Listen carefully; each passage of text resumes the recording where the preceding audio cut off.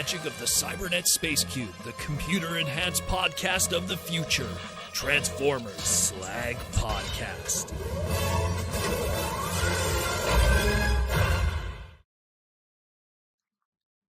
It's going to be a very, very busy day today. How we all doing? This is the Transformers Slag Podcast Saturday Night live stream main event.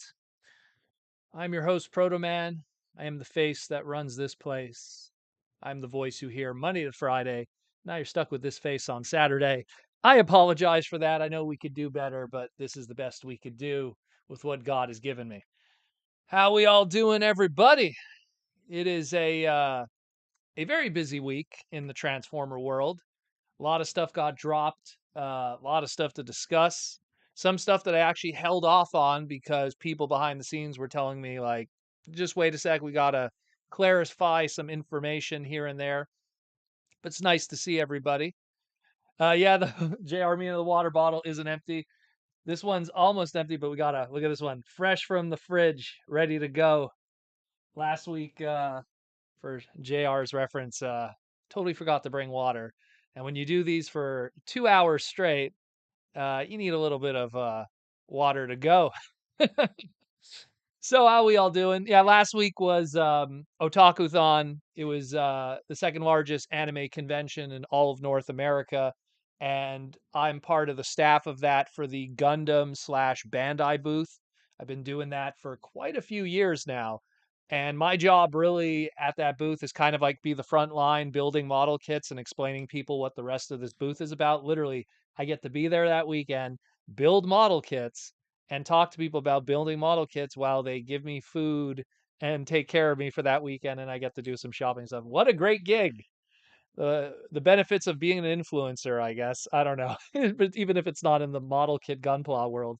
But anyways, how we all doing? It's great to see everybody. We got Mikey and Louie, who we got to give a shout out to because we got some PO box stuff we're going to be opening today. Courtesy of Mikey and Louie. T-Formers 2002 is here. JR Mina from the Philippines.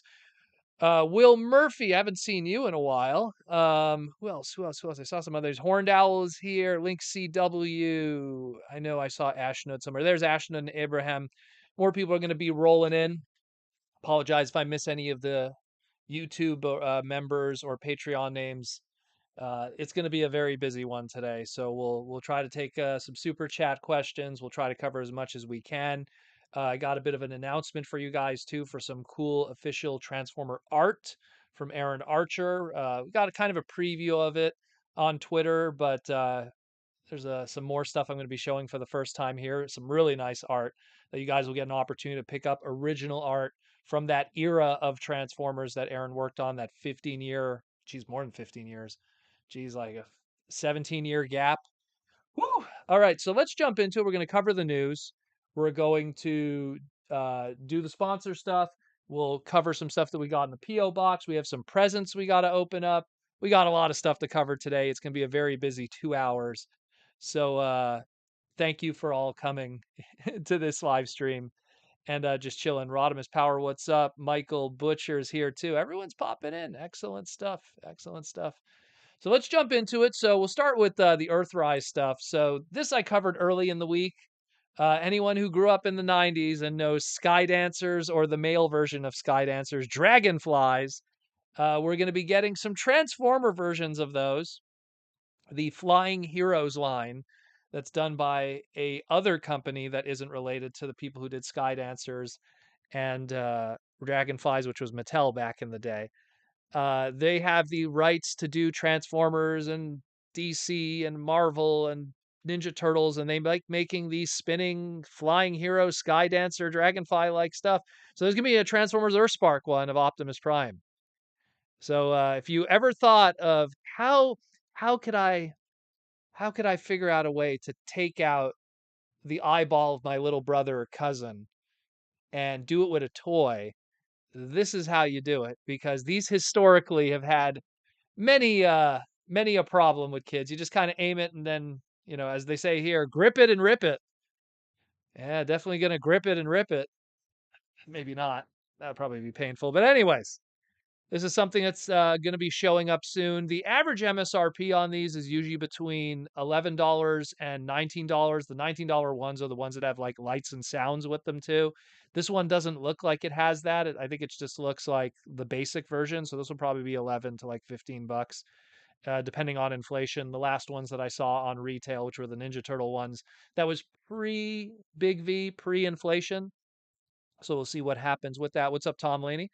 Um, it is what it is. Looks like it has some Optimus Prime swinging around some Energon swords, I guess, because you can't really do the wings of a Sky Dancer and make that look badass. But it is what it is. And speaking of more Transformers Prime Earthspark stuff, we also have this little guy that showed up. This is the Transformers Earthspark one-step breakdown. We broke this down early this week about its history and what the mold is, and I guess the logic behind choosing the Wheeljack mold, because that's what it's pretty much a straight up repaint of, which is a shame. But again, and I've talked about this before, I'm not ragging on Earthspark. I mean, it's a pretty decent show. It's a serviceable show is probably the best way to put it. It's not a terrible Transformer show, but it's not something that's like moving anything for me either. But the sad thing is the way the toy line is being handled kind of is even worse than how they were handling Cyberverse. I loved the Cyberverse series, loved it to death, and I hated how the toy line was handled because most of it was gimmick based. There wasn't any really high end, high articulated, high painted figures. And sometimes getting the best version of a character in the show was near impossible because all of them were kind of meh. And then they introduced that deluxe line very late into the line. And well, it was already too late at that point. So Cyberverse is even worse than that, where I feel like, some of these might be like the best version of RC, or dare I say hashtag, which would break my heart because I love the character of hashtag. Um, dare I say those characters, if they're Tacticons forever, it'll suck. And Breakdown is another one of those characters in the show that I really enjoyed. And I mean, I really hope it's not just this one step. I really hope that's not the case. Because, again, Cyberverse had a lot of those where the best version of that character is a crappy gimmick toy. So I don't know. Maybe Hasbro's playing it safe with this line. Maybe they're not too invested in it. They're just kind of doing a show, and the toys are just kind of secondary. So they're just like going, okay, well, we're not going to invest too much in tooling on brand new molds for these characters. So we're just going to do some one and done repaints and call it a day. I think personally, and this is my own little hot take, I think Cyberverse might be on its way out. Not Cyberverse, Earthspark might be on its way out. And I think that because it's on its way out, they're not going to put too much into it. I think that that's it. It's a 2-season run show. Maybe there'll be a third season, but so far it's 2 seasons from what it sounds like. And then it'll do its thing, and then they'll move on to the next thing for the 40th anniversary or something. That's my take. That's what I think it is. But I could be wrong, but that's just the vibe that I'm getting here from previous experience. So, hey, breakdowns out there. One step. It was found on Walmart's website, $9.97, so $10 for these one steps. If you want a Earthspark breakdown and you're willing to settle for a Wheeljack repaint, go for it. That's all I'm gonna say, really. Link CW says toy line is stuck on gimmicks, not well designed. Is there a listing for Studio Series 86? But yeah, I'm gonna get to the listings, guys. Don't worry. We got a whole bunch of listings we got to go through. Some of them that I might not go through too deeply because I was told that some of it has mistakes and it needs to be updated.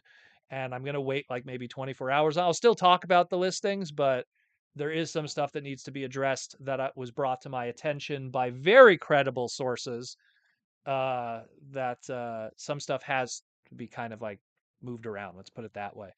So, anyways, breakdown one step. Check it out, yo. As like I always say. Um, Mike and Louie says, got to make room for Transformers One new toys. I hope so. I hope so. Let's get into some other new stuff. Here's a really good deal though. I kind of worry about its availability though, because I think I talked about it too early and it ended up selling out. So the Kondansha Transformers Fan Book 2023. Pre-orders went up last week. We didn't even have an image of it, but we knew what was going to be coming with it from the teaser images, which was a clear convoy core class figure. Try saying that 3 times fast. Clear convoy core class. Clear convoy core class. Um, And we had a teaser of it, and the pre-orders were up on Amazon.jp, and it like sold out instantly because of how cheap it was. It when you did exchange, it came to like $11.50 American, which when you think about it, you get a guidebook and a core class exclusive Japanese limited run figure for 11.99. How could you go wrong? It's pretty wild, considering like core classes are 12 bucks after everything's said and done in Walmart. So and it's not a Japanese exclusive clear one. So this is pretty cool. I have not secured my own pre-order because I talked about it on the live stream, not on the live stream, on the segments. I think it was last week, and then just a couple of days after that, it sold out, and I was like, "Well, damn, that sucks." So we will see. We will see. So much to cover with that, but it's pretty cool. It looks really nice. The books are really awesome too. I think it was the 2020 version, and it has all kinds of puzzles and it talks about all the toys of that. It's like a nice little yearbook in a lot of ways. It's a yearbook, comes with a little manga story. The Transformers Go Go, Teletran Go Go mangas are in there too. Like there's just a little bit of everything in there that's nice and fun, and I dig those. If you're part of the Discord, I once in a while I'll post scans from those of the little mangas and everything because they're really cool. They're really cool. And again, little stories. And there's even a story here on the top right with this clear convoy and what his story is and going through the jungles of, Manti Picchu to get Optimus Primal. So awesome stuff. If you can secure it, if there's even like a middleman kind of way. I mean, if some guy's middlemaning it and you have to pay double, even at 20 bucks, I think it's still pretty awesome. I'm going to try to track this down any way I can, but pretty cool stuff. Again, check it out. It was on Amazon.jp. Maybe it'll go back in stock, maybe they'll get more.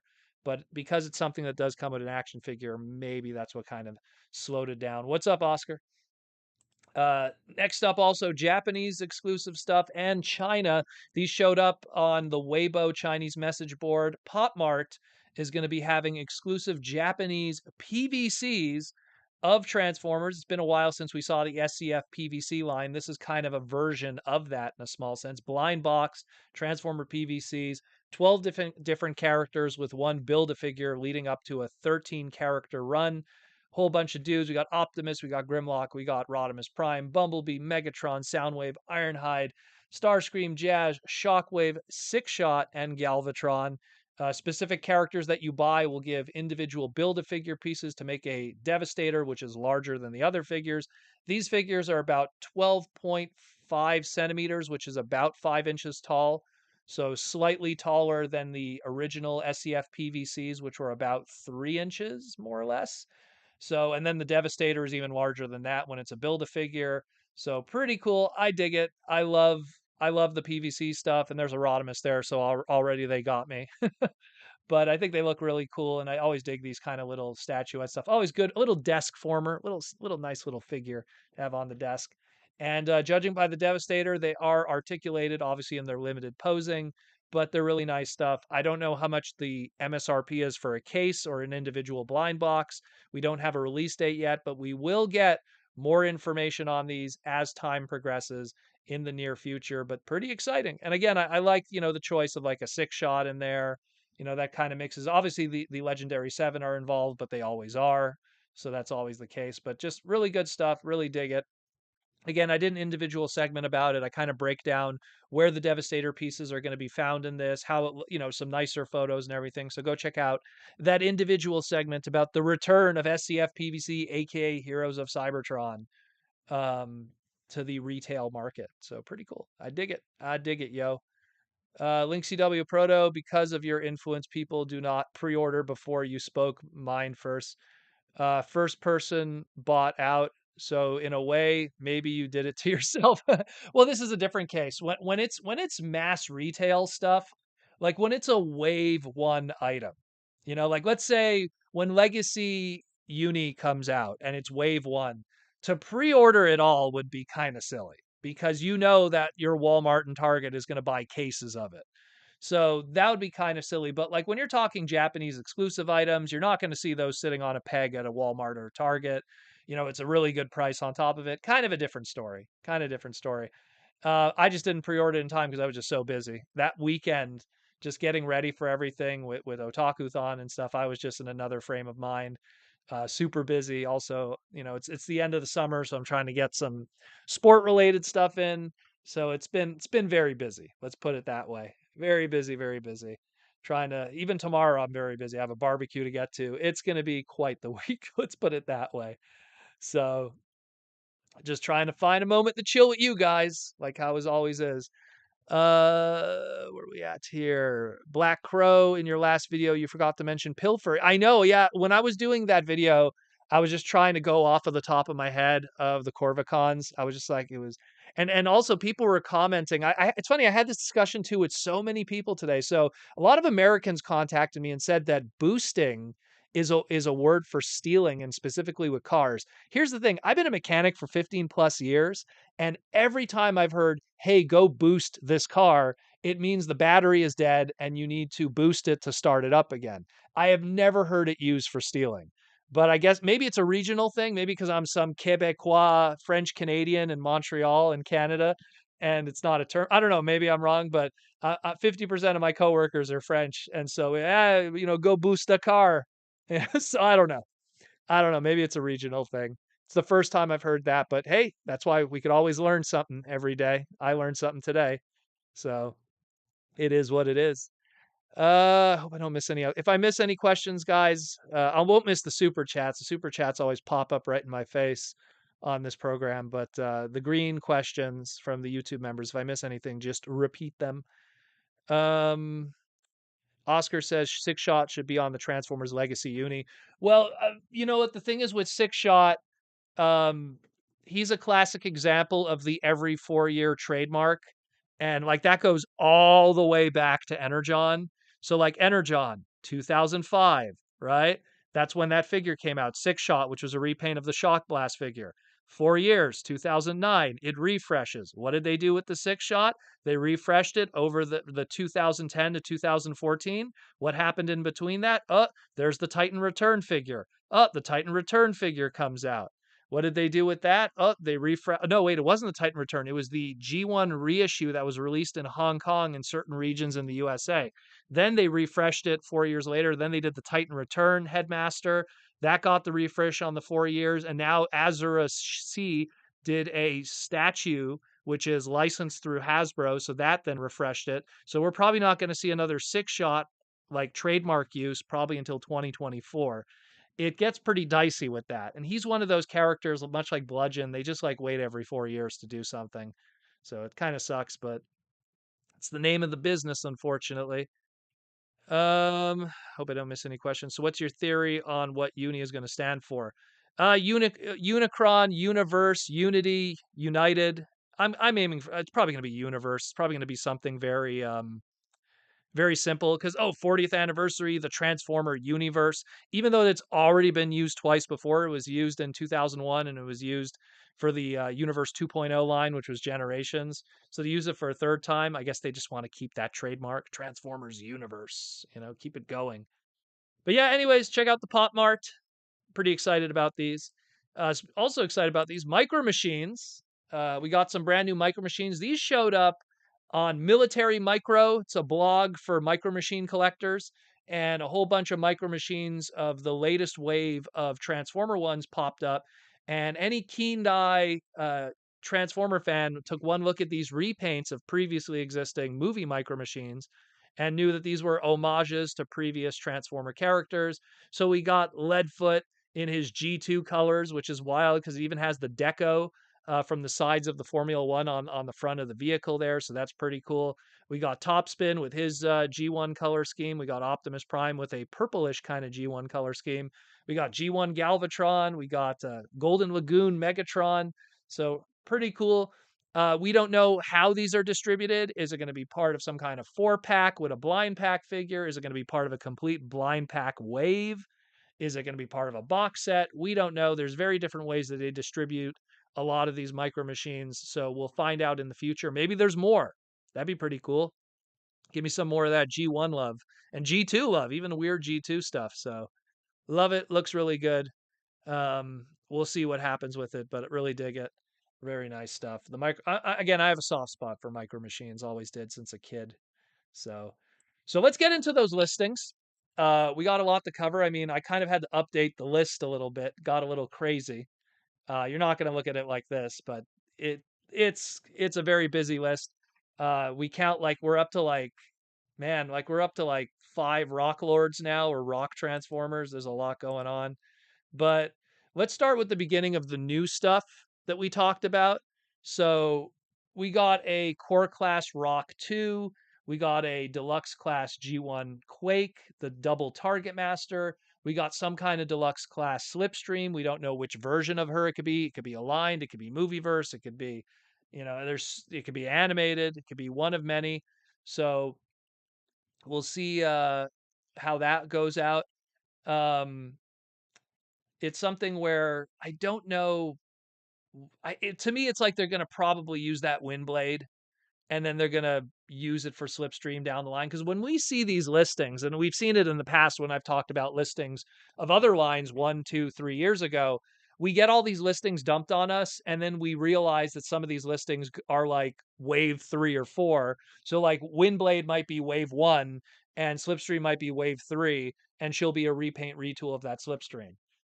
Same thing, we got Sideburn here. Sideburn clearly is going to be a retool of that Shadow Striker that we already saw for the late wave of Legacy Evolution, deluxe class there. We got an animated Motormaster in the Voyager price point. We already know that we're going to be getting an Optimus Prime animated in Legacy Evolution at some point in the early wave. So we're probably going to get a Motormaster later on, which is fantastic considering. And I was joking about this recently on the Discord. A lot of people, when this news broke, started selling their BotCon 2011 box sets because they know that the money is going to disappear. That box set had all its value because it was like, oh, the only animated Motormaster comes from this box set. And now people have to unload on it because the value is going to go down. And that happened many times. That 2007 BotCon box set, which had the Seeker Jets and everything, that went down in value the second those became retail items also. So we'll see what happens. But if you are someone that you know that's sitting on a BotCon 2011 box set, it might be wise to move it out now before people are the wiser. If you are intending to sell it for some kind of, I don't want to say profit because probably you'll make money anyways. I mean, the old that box set, if I remember correctly, was $350, and that included your admission to BotCon and the fancy dinner and everything. So at the end of the day, like, that box set, maybe like when you really quantify it, was like a $200 item. And so you'll probably get more than 200 for sure at the end of the day. We also have a Voyager class Thundertron. This was an update I got from JT Prime 17. Apparently, there's a Thundertron Voyager class, but that was updated after I did the segment. There's a lot of things that are moving differently behind the scenes and a lot of stuff that's incorrect information. And that's why I'm going to be kind of hesitant with the next slide because there's not a lot of it isn't 100% confirmed, and more info will be available hopefully by Monday. So we'll find out then. A lot of these listings just popped up. They were just put into the computer. And sometimes they're not 100%, with the EAN codes and all the information on it. And then, of course, we have a package refresh. This is actually something that I got in the mail today of this guy. Anyone who saw on the Instagram, his weapon fell off there. I like storing him on the side. I don't know why. It's kind of like these two little boosters he could have, even though they're also guns that he would have too. But my boy Metal Hawk, anyone who knows, I've had this little guy sitting on my desk forever because I love Metal Hawk. And now we got this one here, and apparently it's getting a package refresh. So anyone who missed out is going to get an opportunity to pick that one up again through Legacy Uni. So that's a nice package refresh to fill out the wave. Looking really good. I'm excited about that. Maybe they could do a chrome version, do like a chrome kind of body instead of just the yellow one. That'd be nice. Give a different color scheme on it. Then I'd buy it again. I'd have it twice because the original Metal Hawk had a very metal kind of thing. Check out my Instagram and you'll see some nice animation cells and stuff from that era. Then we have the store exclusives. So we have the Walmart exclusive, the next capsule that is going to be following what was Velocitron Speedia 500 and the Toxitron collection. And now we got the Star Seekers. And we got the assortments at least of 4 deluxes and at least in this case 1 Voyager and 1 Leader class. We'll probably see another Voyager to fill out that box, and maybe the leader class will be two of the same character in a case we don't know just yet. Um, we got one deluxe that's unidentified for the time being. Probably we'll find out later on. We got Road Pig. Some people were suggesting to me because I suggested, oh, maybe it's a repaint of Prowl. Because keep in mind, a lot of these store exclusives are straight up repaints. We rarely get brand new top to bottom tooling. I mean, yeah, Cosmos, Override. There were some cases like that. So hopefully we'll get maybe one or two of them. But one of these motorcycle guys, someone said Crash Bar. I could see that, but I don't know. Like part of me goes like, those Junkion modulators. Do they really want to go that route for for Road Pig? But at the same time, chances are probably the next guy here, Lockdown, who's also going to be based on a modulator, specifically the axle grease one with some new tooling. I guess so. It's possible. Again, we'll see. Like it's hard to say, but maybe they're right on the Crash Bar. Maybe I'm right on the Prowl. But then again, I'm not betting on it either. I'm just kind of assuming this might be the case. But same thing, we got Lockdown, another animated alumni, amazing stuff. This one too it was pretty clear that it was going to probably come from whatever that character was in that poster from Legacy Evolution all those months ago. And of course, we saw Axle Grease that pretty much invokes that with the claw hand and everything. So we'll see. We'll see. Can't wait to see how that turns out. And then we got a very unexpected one, which is pretty cool in Filch. And it's just something where it's like, oh wow, like they're going with the really obscure, never really got decent toys Decepticons from the Robots in Disguise 2015 series. There were so many good ones. So many good characters that just never. There was a character called Polar Claw that was like a polar bear kind of Decepticon. And they could have got back that trademark. They could have done Polar Claw some justice and give a new toy and then keep that trademark going. And well, nothing happened with. There was a lot of good characters in it that just never got toys. And all those Corvicons, all of those like, hawk slash crow bird like Decepticons that are hoarders and thieves, they had their own like sub faction, almost like Insecticons. And none of them got decent toys with the exception of Filch, that for whatever reason, whoever was designing the Tiny Titans at the time thought, well, here's a good excuse to put her somewhere and register a trademark, which they did. She got a toy, she got a trading card, it registered a trademark as a result of it. And well, they want to keep that trademark. So guess who's getting another toy? And some people, I was like, hey, Kingdom Air Razor, I guess. But other people are like, hey, maybe Movie Air Razor. Yeah, it's possible. Just take a bird bought toy and really just tool it up and give the best possible figure we can. And then maybe we'll get Booster Wing, maybe we'll get, Jackknab. And I know that I left out one of them because I was just doing it off at the top of my head, but Pilfer's the other one too. So be pretty cool. Be pretty cool. And then of course we got Ferrak. Ferrak is a character that didn't look like that. And then when they did the BotCon version, they're like, hey, well, we got this, Universe 2.0 Cyclonus Deluxe class mold. Why don't we paint it this way? I think that was Jesse Witherich who designed those colors. I have to ask Jesse in person. But so, kind of became that color scheme. And then people ran with it with the IDW comics and everything. So guess what mold that's going to be? That's gonna be a straight up repaint. Won't be really much else with it. And then we got that leader class Thundertron. People were suggesting that it might be a retool of the Tiger Hawk that we're getting in leader class. That's a possibility. It makes sense. I'm just really curious how they'll go about it. I hope it's an extensive retool, but at the same time, like I said, with Speedia 500, there was like major like top to bottom brand new tooling with Override and of course Cosmos. I'm kind of hoping they could do something similar and just do a top to bottom amazing leader class Thundertron, like peg leg, come with a whole bunch of stuff. That'd be really cool. And that's a mold that you have a lot of baked in stuff too, because you have Alpha Trizer from the BotCon exclusive. You got the Leo Prime that was from the Arms Micron, so already got two repaints there. I'm pretty sure we could think of a third one for fun, but there's probably some fun that you could do with that one. But really cool. I dig it. A lot of great stuff here. The only one that's not on this list here is there's also going to be a Cybertronian mode Wheeljack Voyager class. That's going to be a Buzzworthy Bumblebee Target exclusive that isn't on the list here, but that was also for 2024. So a lot of great stuff here. A lot of great stuff here. Very exciting. But we also have, and this was the one I'm kind of holding out on for now, we have the Studio Series list. So there was some updates to it. JT Prime was talking about how we had a movie 7 listing that said Steeljaw was a core class. It's been changed since then to 86 Steeljaw. So that means we're going to be getting some cassettes for our blaster.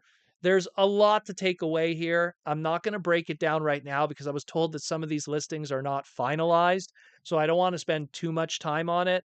But this is something I promise you by Monday, hopefully, we'll have a more complete list with more complete information, and then we'll talk about it. I don't really like to cover rumors too much. A lot of times when these rumors come across, I talk to specific sources to make sure this stuff is legit, and they said some of this needs to be tuned. Let's put it that way. So we'll see. We'll see. Just like how that Steeljaw listing had to be tuned before, and we talked about it before. We're like, oh, hey, Age of Extinction Steeljaw. That's not the case now. It's actually an '86 Steeljaw. So we'll see. We'll see. We'll come back to it at some point. The steel jaw is the one that is legitimate. The other ones, there's still some stuff that needs to be addressed. Let's put it that way. So I hope that kind of answers that. If you have individual questions, super chat it, and we'll tackle it then. But that's it more or less for the listings. There was quite a bit to cover. I apologize. We're already on 40 minutes just from that, but it's a lot of stuff. It's a lot of stuff to cover. Um, so we have stuff in the P.O. box. We have some presents that we got in the mail. I'll let you guys decide which ones I'm going to open up because they're all sealed. They were sent by Mikey and Louie in the P.O. box. Got some other P.O. box stuff in the mail. Got picked up some stuff myself. Um, just a bunch of stuff, more or less. So we'll go through the sponsors because there's some cool stuff we got to talk about with that. And then we'll open up some stuff. We'll take some super chat questions and we'll just enjoy the rest of the evening. We actually have a super chat right now from John Deckard. How you doing, John? Nice to see you tonight. John Deckard with the $5 super chat. Could you see a Thundertron being retooled or remolded into a Cybertron Leo Breaker? Well, here's the way I see it, because Leo Breaker, aka Liger Jack, in the Japanese version, I always look at the boxed one that I have there from Galaxy Force. Uh, he's something that I would want to be compatible with the Galaxy Optimus Prime that we got from Siege. So if he was a leader class, I think he would be a little too big. I think a Voyager would work well. So I think the Voyager class Thundertron, because we have two of them. We have a Voyager class and then we have a leader one through the Star Seekers. I think if they do a Leo Breaker, the Voyager class would be the right one in terms of scale to make the arm and stuff, because it would be kind of a missed opportunity if they did that and then it's not compatible as a combiner. That'd be kind of silly. So that's the way I see it, you know. But I could see it happening for sure. It's very similar. Just kind of looking at the two toys right now. I'm looking at the original Thundertron, then I'm looking because he's all the way down there with the Prime stuff. Then I'm looking at Cybertron with Leo Breaker, aka Liger Jack. Yeah, I could see it done. Although the claws are different, but Evan and Mark, the way they do retooling today is so crazy that I'm pretty sure they could pull it off. They could do some crazy stuff, or it'd just be parts for me. You take the claws off, you put it down for the arms. They'll figure out something. But thank you for the super chat. Thank you. I don't see your name very often, so it's nice to see you, John. Abraham with the $5 super chat. Proto, could that leader Thundertron be a Voyager with items like a captain's chair, pirate flag, sail? That's a possibility. That's a very strong possibility. Um, I mean, it wouldn't be the first time we've had something that's a leader class that's really a Voyager with a bunch of stuff, like, Starscream being one good example from the Studio Series 86. So that is a possibility, but that would also imply brand new tooling for a store exclusive. So I'm very curious if they're willing to do that. They have done it in the past. I'm curious if they will continue that, because the Toxitron collection, from my knowledge, nothing thus far has been new tooling. It's all been stuff from previous tooling, unless I'm wrong. No, everything's been new tooling. Excuse me, everything's been previous tooling from other sources. So I don't know if they're going to continue that or not. We don't know. We do not know at all. God, I hope they're not Funkos, because some of them are shaped like Funkos. That's the that's the concern that I have. You're probably trolling me. that's probably the case, but we will see. We actually have some Funkos that we picked up. But going back to Abraham's question, we'll see. But it would be cool. I mean, I dig that. That goes back to the BotCon box set by Sakamoto with riding on top of, like you said, the thunder, the tidal wave. Man, Sakamoto got so much grief for that from all the weirdos in the fandom, but he's such an awesome guy. He said some cool, like he's such a great dude. Had dinner with him that day. He's a funny guy. What's up, Aaron? Just in time because we're doing the sponsors right now. So we'll mention some of Aaron's stuff in a moment. But first, we'll start with Symbiote Studios. Always got to start with Symbiote Studios. Today we're rocking the Catnip Bravo stuff because we're going to be rocking this for the rest of it. I wanted to show you guys. So the guys at Symbiote Studios have been listening to your suggestions about these little shoulder pals, as they're called, these little dudes here, which how they work essentially is you take this soft little item and you put it under your shoulder here. And then you bam. And there you go. And then he's going to be here for the rest of the podcast if he doesn't fall over. But so they will be doing stuff of a Transformer nature. That's all I'm going to say. So stay tuned for that. But check these out. They're on symbiotestudios.com right now. Really cool stuff. So you can get the Catnip Bravo one, aka Catnip Convoy, rocking there. Of course, also, if you haven't already gotten the Optimus Primal from Rise of the Beast, that one was available originally as SDCC exclusive, now available on the website. The Slag one, which everyone was worried about, still available on the website. At least I believe it hasn't sold out yet. And of course, get your Power Ranger action on. We got that one too. We got a new subscriber. You can see his name there. I just missed it. Thank you, new subscriber. I just missed you. Welcome to the Transformer Slag podcast, and I hope you enjoy your stay in all the madness.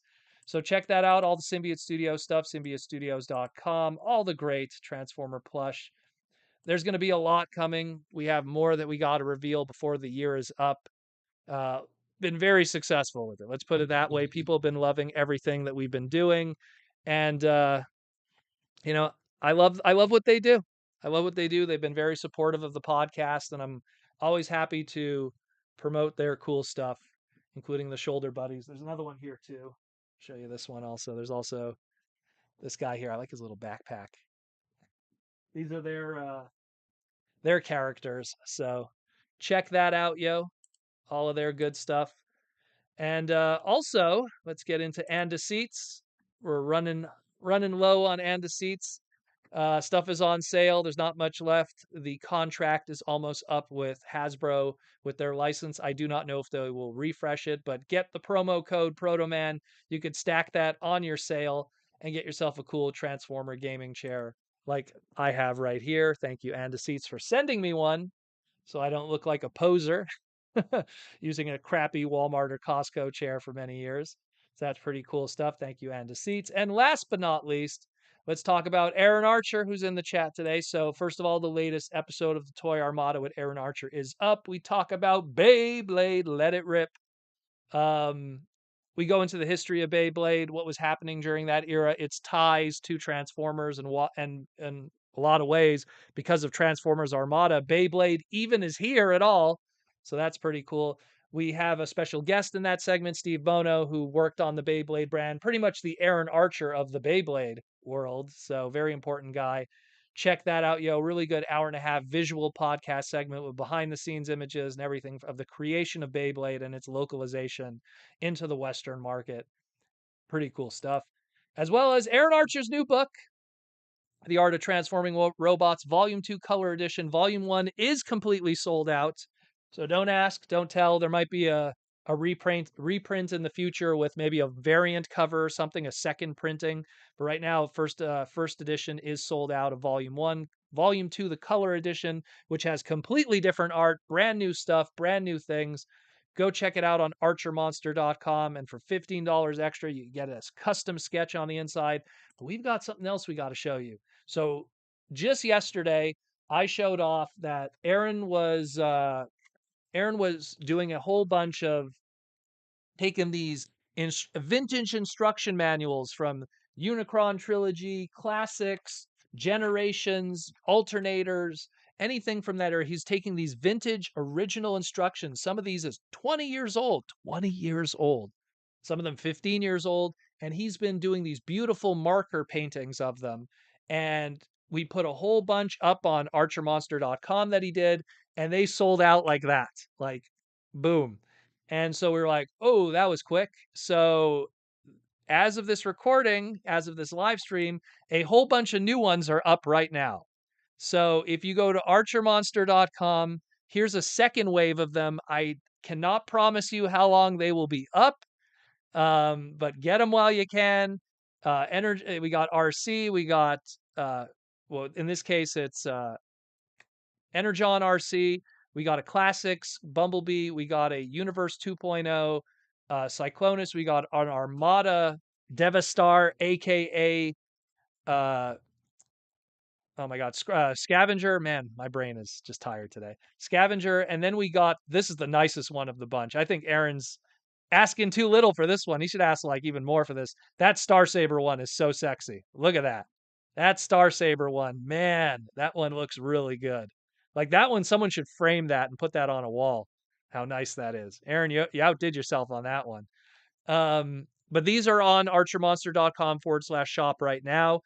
Go pick them up. The ones that we posted yesterday all sold out very quickly. You are the first guys to see that there's a wave 2 up right now. I didn't post it on my Twitter because I wanted you guys to know beforehand. So archermonster.com/shop. Go get it if you can before they sell out. I don't know how much more Aaron has of these because he literally has to rely on getting the instructions and then doing the matching characters. In this case, this is a Metroplex from Cybertron. I have a bunch of them for Aaron to throw at him so he could do it. And that's the thing too, guys. If you have any extra instructions that you do not have a use for that are just clogging up a box from Mr. Archer's era, send it to him. Contact him on Instagram and send him a box of them so he can make a whole bunch more of these for the world. And sold out already. My goodness. You people are crazy. Already sold out. Jeez. I know a lot of the wave 1 stuff that was posted yesterday sold out. The second wave, oh my goodness. You guys are crazy. I know that, look, I got the Energon Rodimus one from from TFCon that just passed a couple of weeks ago. Got that framed, hung it on my shelf. Looked really good. I didn't realize that it would go that crazy. Okay. Okay, Cyclonus and RC are still available. For now, this is all up now. It's only a matter of time now that this is all up there. So check that out again. Check out his Instagram, Archer Monster. Check out archermonster.com/shop. It'll have all the links to all the other stuff on archermonster.com also. So a lot of really cool stuff there, but check that out. A lot of really cool original art. You can get it framed, make it look beautiful. Go to Walmart, get a nice frame, you know, put it in there. That's what I did. You could get a nice cheap frame at Walmart. Mark Morales with the gold super chat. How you doing, Mark? I just canceled my pre-order for Studio Series Optimus on Target due to delays. I was only lucky to secure one through a promo restock on Hasbro Pulse for premium members. Hope everyone else gets theirs. Yeah, you know what? It's funny. Like a lot of people have been having issues picking him up. Um, I know that forget who it was on Twitter. Someone was asking, should they pick up the mainline one or the Armada Leader Class Optimus? All the mainline stuff, I wouldn't overpay. I mean, the Studio Series stuff is kind of a different animal because those ones kind of like prices go up and down. I mean, look at Grimlock and a few of those movie characters. But Hasbro also seems to show a lot of interest in reissuing the movie characters. I mean, we've already gotten 2 box sets and that Buzzworthy Bumblebee reissue also they did of a few others. So I mean, get them while you can. I mean, if it's really important to you, get them while you can. But at the same time, Hasbro's been really good with reissues, especially when it's an Optimus character, because they know it's easy money. You know, at the end of the day, retail always wants a leader character, an Optimus. So that's always good stuff for them. I mean, when you look at like Velocitron Speedia 500, an Optimus character through Black Convoy. Look at the Toxitron collection, an Optimus character, oddly enough, the same tooling, an Optimus character from Toxitron. You know, they always want to have an Optimus character, even when it's a store exclusive. So I'm pretty sure we'll see it. We'll get another chance. We'll get another chance. But I do agree with you with sometimes you have to cancel a pre-order because you get another opportunity, and I don't blame you. I don't blame you. Sometimes you just want to hedge your bets and have a better chance. So makes sense. Makes sense. Mikey and Louie, beautiful art. Beautiful as always, Aaron. Yeah, amazing art. Absolutely amazing. I almost was tempted by that classics Rodimus that he did, but I was like, there's only so much wall space. Only so much wall space for all this stuff, you know. I hated that like I own so many animation cells and I can't hang those. So T-Formers 2000 I need to find a big frame big enough to fit the Armada Unicron sheet. They're not too like look, the Unicron, let me grab the Supreme class. I mean, I imagine it's probably the same as this Supreme class. The Supreme because this was also Supreme class, the Metroplex. So I imagine it's probably something like that. So when you think of it from like a landscape point of view, it probably shouldn't be too difficult to find. At least I'm wrong. I mean, I haven't messed with my Armada, Unicron's instructions and no joke, probably 20 years if I even used it at all. I still lives with my parents, and that was like 20 years ago. So, God, oh man, time flies. Jeez, time flies. Um, it's crazy. Actually, that probably came out in 2004, so almost 20 years. But crazy stuff. Crazy, crazy stuff. But take a look. Walmart has a lot of really good cheap frames. Like I always go to Walmart for like if you go to Walmart, they always have cheap frames and they always have frames sometimes. Like what happens is sometimes frames they get damaged like in the corner because obviously they're very fragile.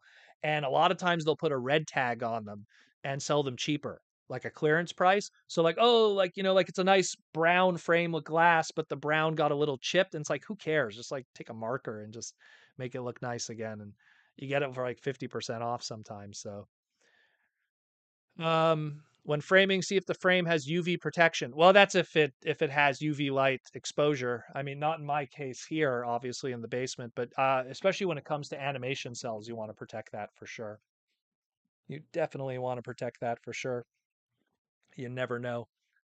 But yeah, check it out again. Beautiful art at archermonster.com/shop. Also go pick up the book before that one sells out. Still plenty of those left, though, because that's the new book. But the old one, I apologize, is no longer available for the time being. So check that out. So that's it more or less for the sponsors. Let's get into opening stuff. Maybe we'll first talk about stuff that we got in the mail, and then we'll get into opening stuff. And then you guys could also throw in some super chats in the meantime. So the first thing I got, Proto Man had to get a Funko Pop, but for obvious reasons. And it's already damaged too, but who cares? I mean, I'm going to open it anyways. I'm not a psycho like some of those Funko collectors. This was the SDCC exclusive one. Yeah, you could just do this. Oh no! Ah! So I've ruined the value of a Funko Pop if there even is a value. This is the toy colored version of Rodimus and Galvatron. I'm sure they'll do an anime color version at some point too. But again, that's if they're gonna get me to buy a Funko, it's gonna be because it's my boy. That's usually the case. But he didn't even put Rodimus Prime, just Rodimus. It is what it is, I guess. Really good one there. That's thank you to Mikey and Louie and the crew. Um, this one came from Big Bad Toy Store. Probably people saw this. This was from Diamond Distributing. Their Mini Mates Transformers the original movie VHS box. So it looks like the original VHS. You pull it open and you got all the figures, but it's actually like a VHS cassette. Transformers the movie. Be kind. Please rewind. And then it has even like someone like, or is it here? You put a little tape there. Transformers the movie, like back in the day. But it's the Mini Mates. You're getting the reflection there, but let's put a little back. You got Dead Optimus with interchangeable chest and Matrix, Rodimus, Thundercracker, and Ultra Magnus. Nice little box there. That's available, I believe, on different retailers. I'm not sure which ones have them, but pretty decent. I think $40, so it's $10 a mini mate. Really nice. Just dig the box alone. Just the box is really cool, and when you put it next to the original, they're pretty almost the same size. Obviously, it's a little thicker than a normal VHS. I love Hot Rod on the spine there. Very cool. Very cool. Um, awesome stuff. Check it out. Yeah, really cool. Also got these in the mail. Have not opened them yet, but very excited about them. Bam, these two. I talked about how much these sets are going to be special because I don't know anytime they're going to be revisiting like Senator Shockwave ever again. You know, a Senator Ratbat I could see being done again and again because we've had it a few times. Minor Megatron, maybe they'll do like different versions. Orion Paxes, sure, why not? But Senator Shockwave, I don't know if that's ever going to happen. So nice little set there. Glad to pick those up. Gonna crack those open at some point. Maybe I'll show all the other Senator Ratbats throughout the years. Really cool stuff. Michael Koo says other mini mates are on sale on BBTS. Well, there you go. You can get them on sale, yo. You heard it here. Uh, he got to downgrade and last his prime title. Maybe. By being a Funko, you already lose your prime title.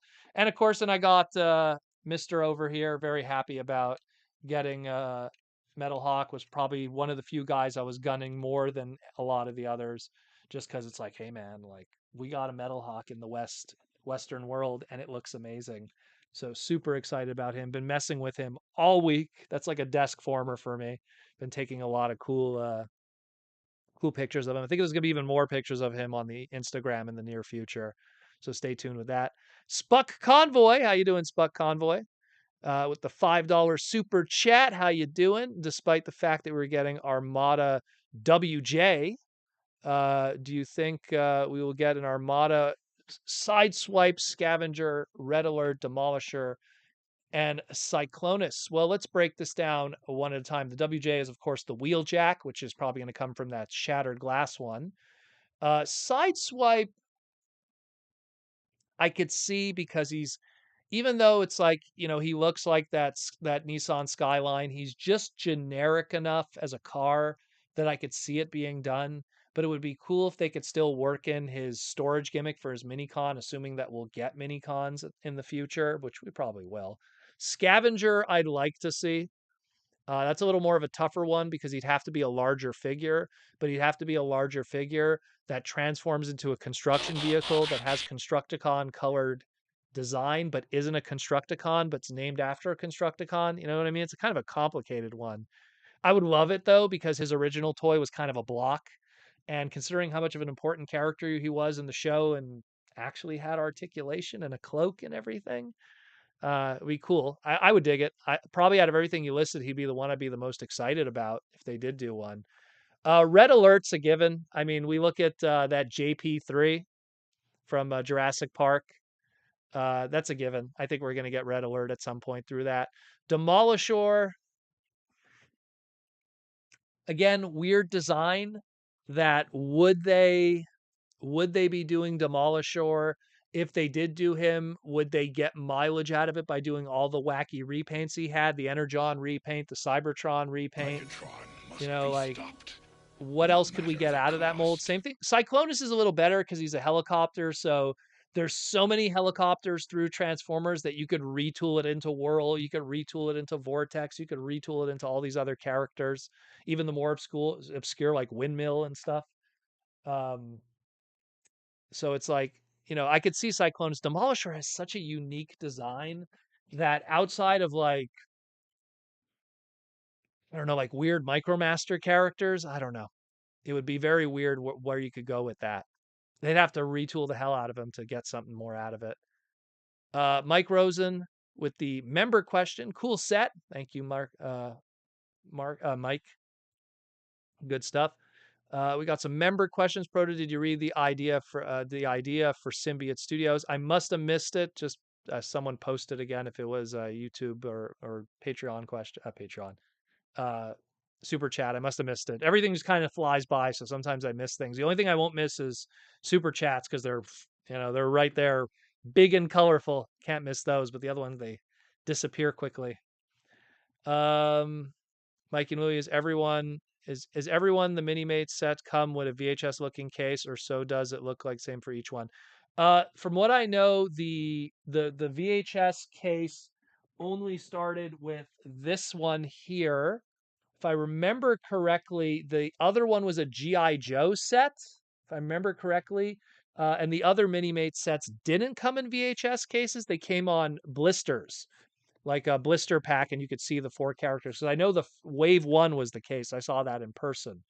I don't know about the future ones. I think this is the first time they did a VHS for the Transformer stuff, though. I know they did one for Marvel also. They did a Marvel one too. Yeah, there you go. No, there's only 2 VHS because the SDCC 23 and 20. Okay, there was one in 2022. Okay. What was the 2022 one? Was that the one with Galvatron, if I remember correctly, and Soundwave? I know there was another one. There was another one too, but it's all vague. It's all kind of vague. But they're cool. I dig it. I mean, I just like just the packaging alone is a winner, in my opinion. So really cool stuff. So we're gonna open up some packages. I'm not gonna open up all of them today. We got a bunch here. We got 3 that are shaped like Funkos, one that's shaped miscellanea, and then one that's like flat that I have no idea. There was another one too that was in the box, but it got ripped up in shipping, and it was a Sonic the Hedgehog figure. So thank you for that, Mikey and Louie. But the packaging got all teared up, so I wasn't gonna, pretend to be surprised on that one. So I don't know, guys. Like, obviously, we're gonna open one of the Funkos. I'm just gonna take one at random. But for this one here, do you want this more flat one? Should we open up, or this more oblong kind of shaped one? Almost looks like a Marvel Legends, but it's a little small for a Marvel Legends. So which one do you want of these? Should we do? I'll take it from the fans. But we'll definitely open this one first, and let me just don't want anything to fall here. Start giant stack of presents. So we'll open this one here first. It's obviously going to be a Funko box for sure. Yeah, I knew it. I knew it was going to be a Funko box. So which one is it? Avatar: The Last Airbender. See, you're trolling. I knew it. Knew it. You know what? It's hilarious because I have friends that buy and sell Funkos, and they always tell me how if you have them loose, it's like so hard to sell them to collectors and they need boxes. So I'm going to probably give them the boxes, although they probably don't have the loose figures of these, but some people are saying the smaller one, the flat one, the oblong one. So we're getting the vernacular mixed up here. So this will be the oblong one, and the other one will be the flat one. So what would you like in that case?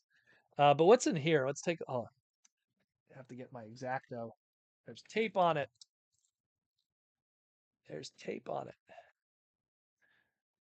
We'll see from the voting. So what do we got in here? It's clearly not a Funko Pop. At least I hope not. It's a troll on a troll. What do we got in here?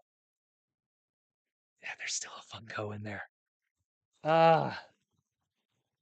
And what did he write? Gotcha. I don't know.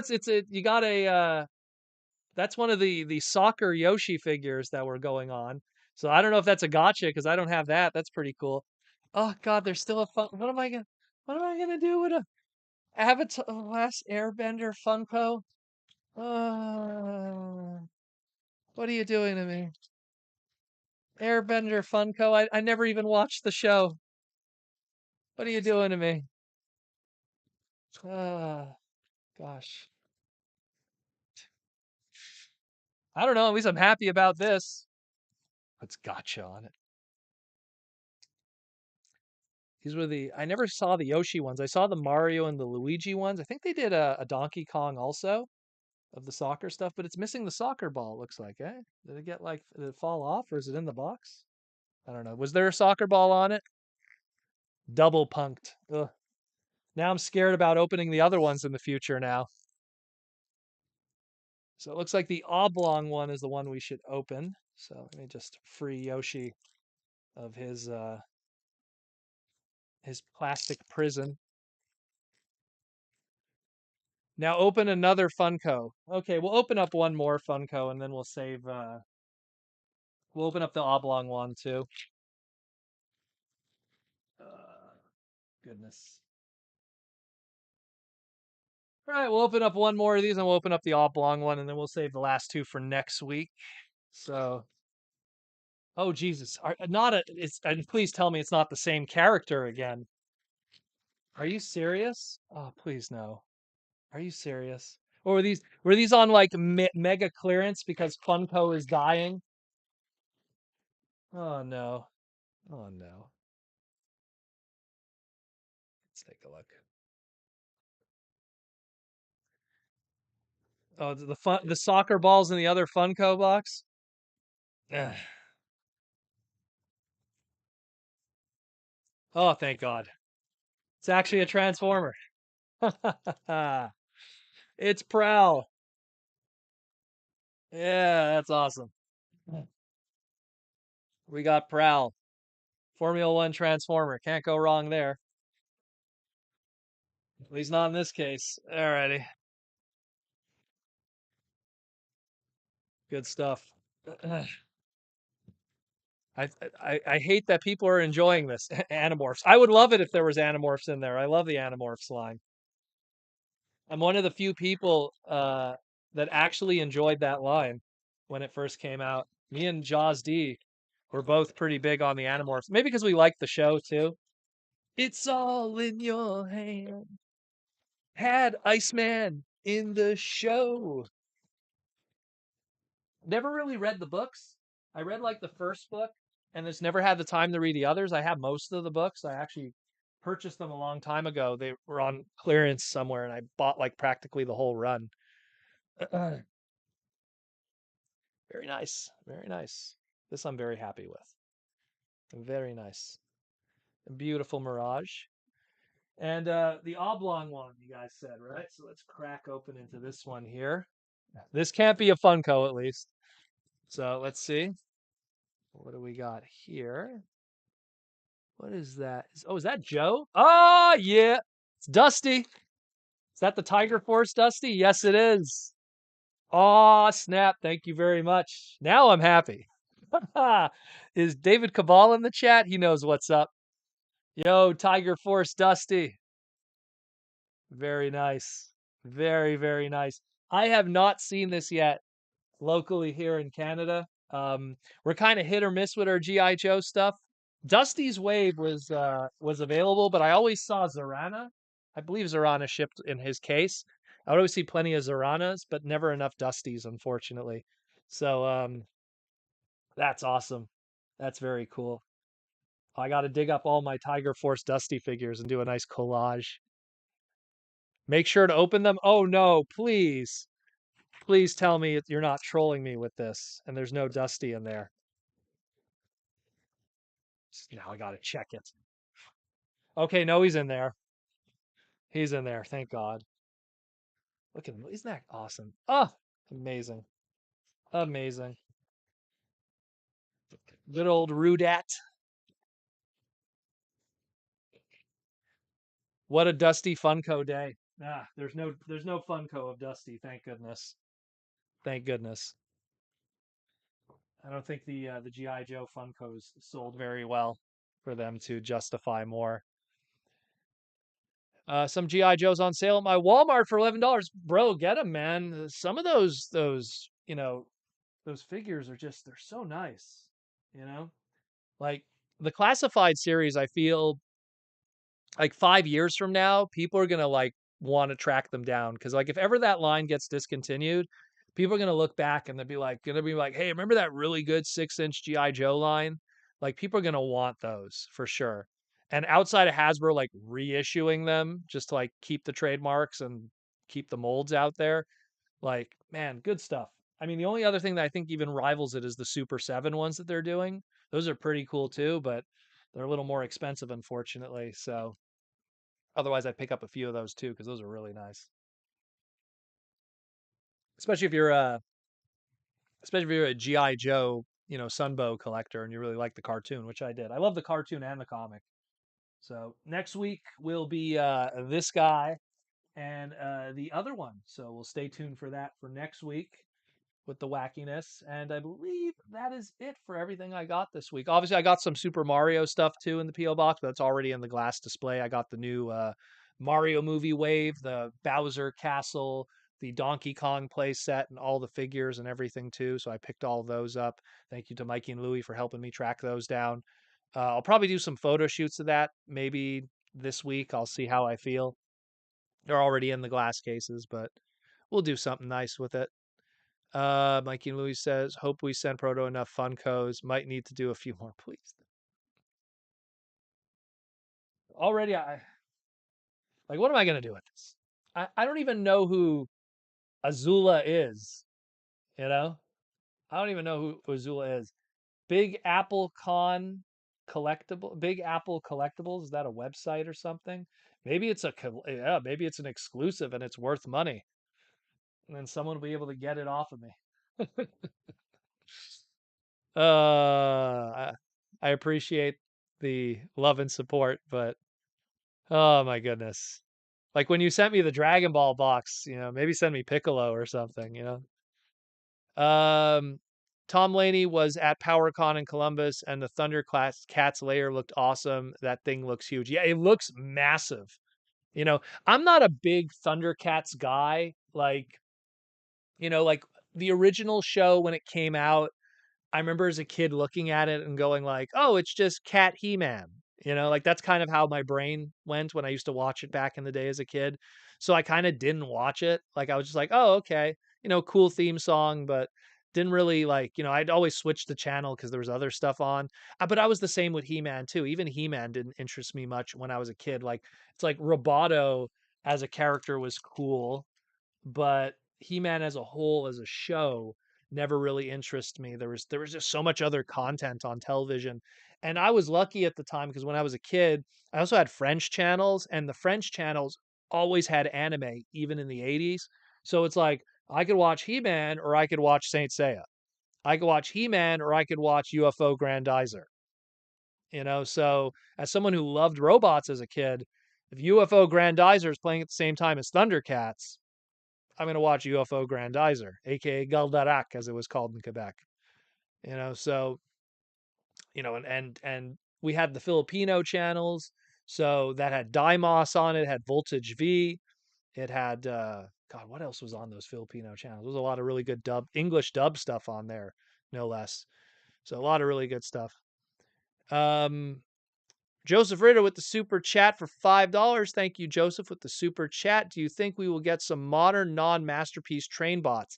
That's a tough one, Joseph. Aaron Archer's here in the chat, and he can even account for it. It is really tough to sell to the Western market bullet trains.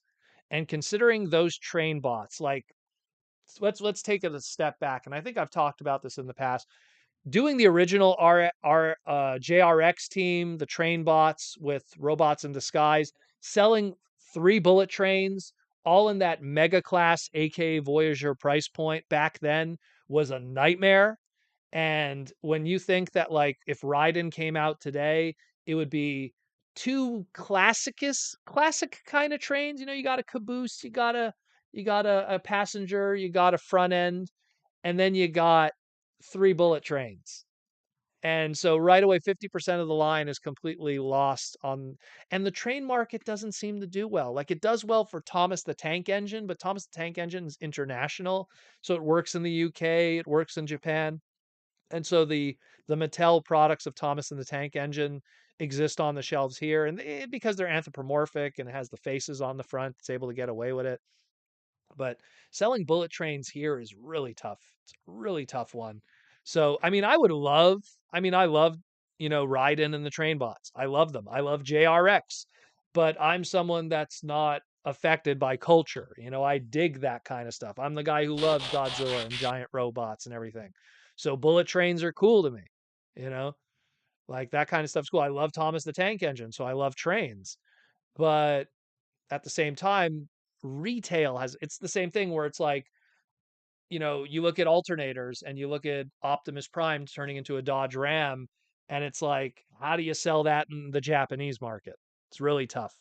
So I'd have to say no for the time being, unless they figure out some kind of, like, look, we got the masterpiece ones of Raiden. They were available on Hasbro Pulse.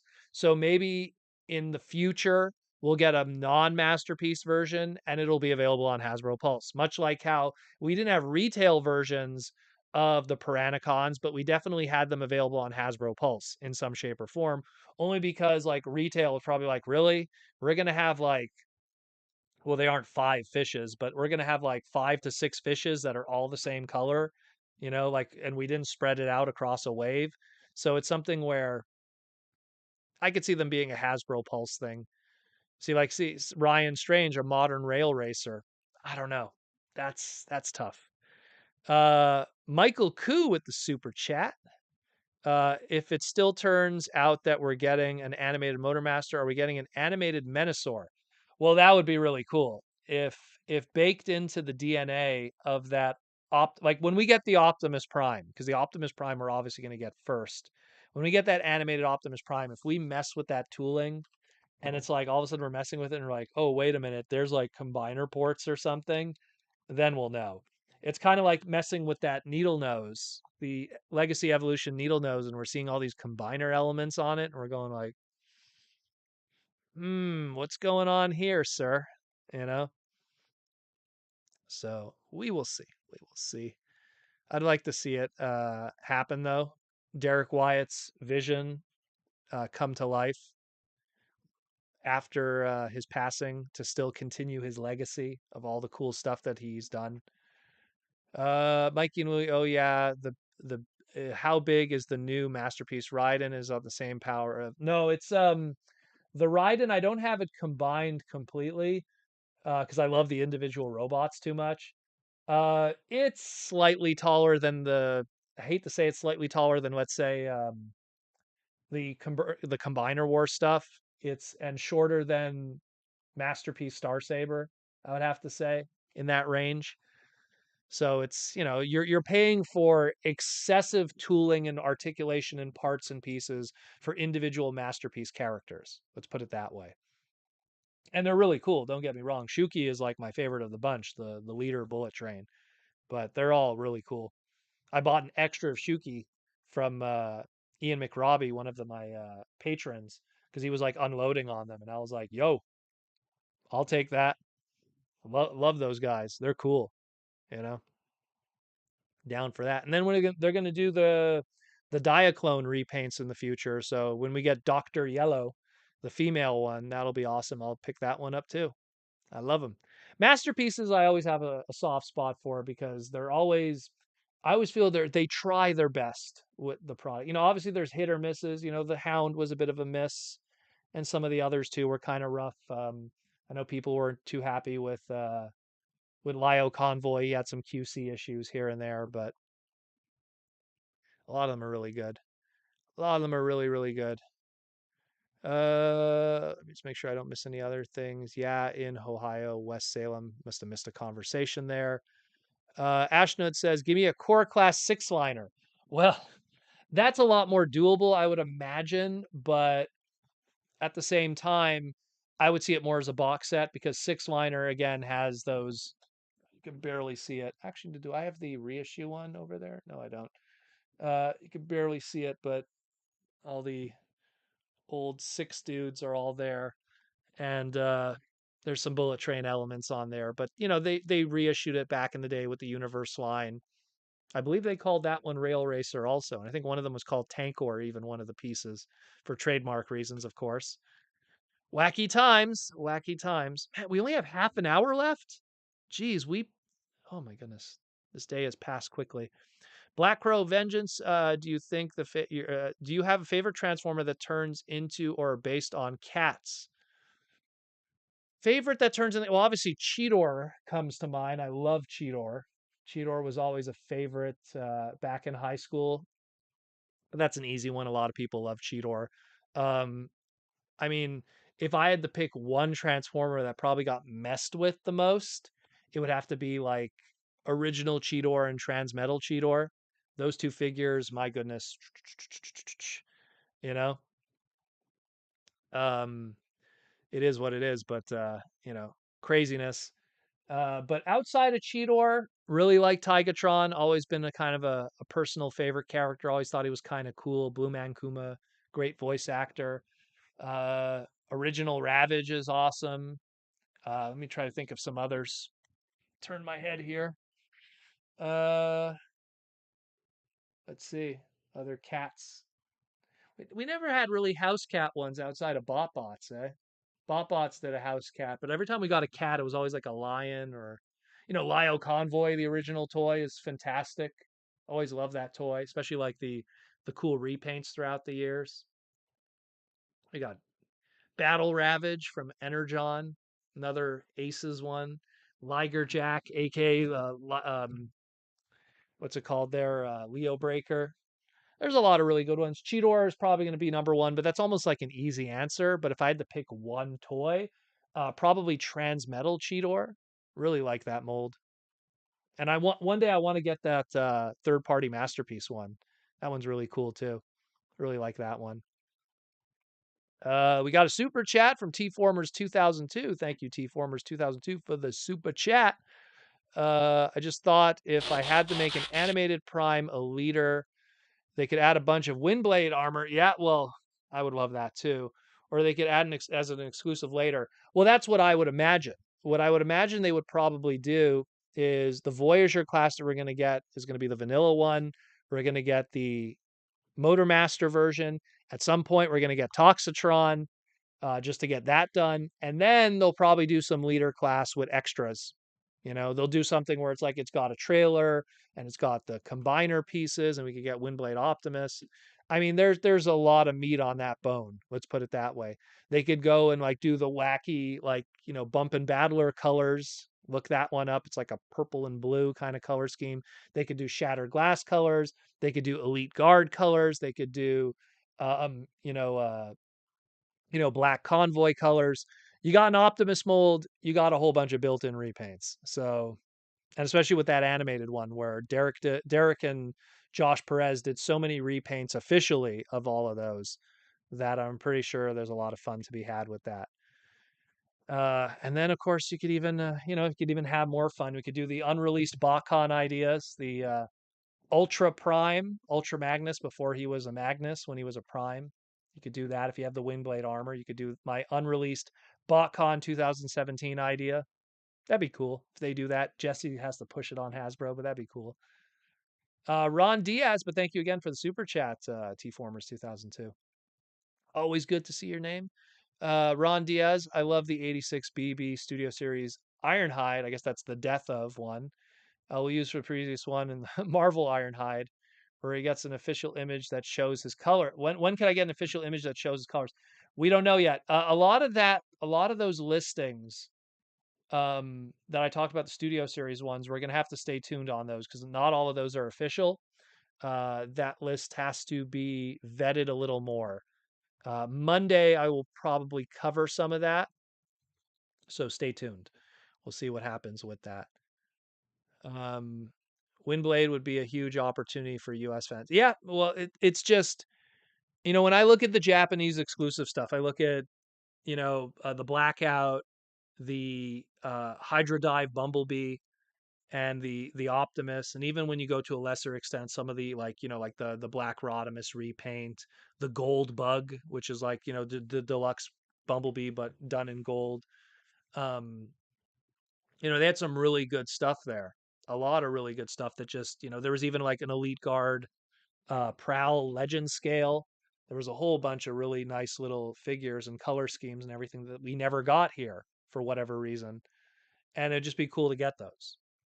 Just be really cool to get some of those. Thundercracker done proper in a proper scale in a mass retail situation, not just limited retail.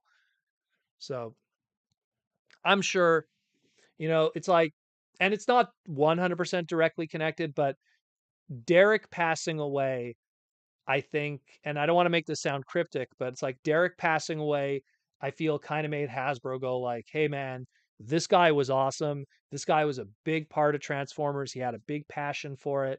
Why don't we try to boost up a lot of this animated stuff? And I mean, look, animated stuff always seems to hit the Hall of Fame. Lugnut was on the Hall of Fame, so I'm pretty sure we're going to get a Lugnut at some point. So we will see what happens with that.